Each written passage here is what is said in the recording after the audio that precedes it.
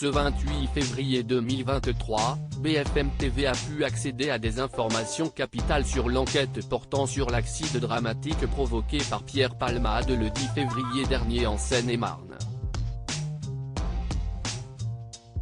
Les analyses du bébé que portait la femme dans la voiture entrée en collision avec celle de l'humoriste ont indiqué qu'il était né viable et vivant, cela appuie les poursuites pour homicide involontaire.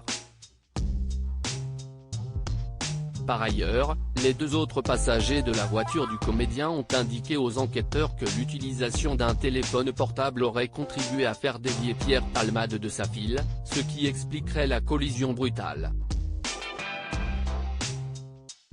À ces informations sur les circonstances du drame, la chaîne d'infos en continu a également ajouté des éléments sur la situation financière de la star française de 54 ans.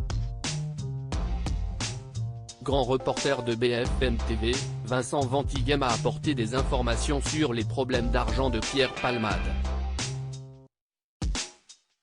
Rongé par la drogue, un mal qui le gangrène depuis des années et dont il a reconnu la consommation excessive, il ne travaillait plus et touchait près de 5 000 € environ par mois de droits d'auteur, ce qui ne couvrait pas son train de vie et notamment ses achats en stupéfiants.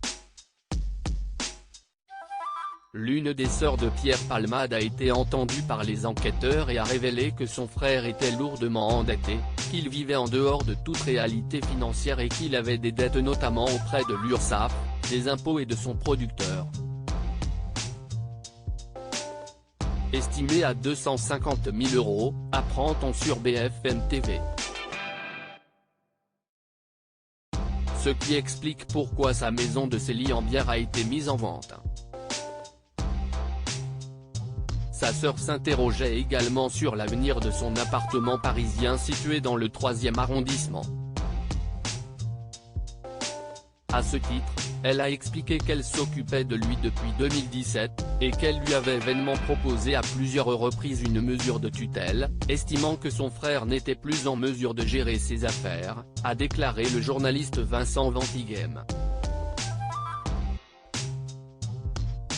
Écroué mais dans sa chambre d'hôpital, le comédien qui a fait un AVC le 25 février a été placé lundi en détention provisoire.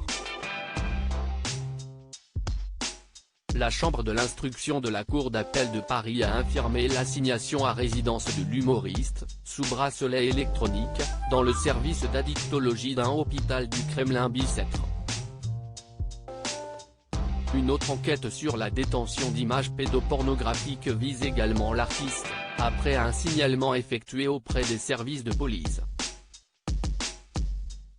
Un homme a été mis en examen samedi pour diffusion et détention d'images pédopornographiques, et placé sous contrôle judiciaire dans le cadre de cette enquête.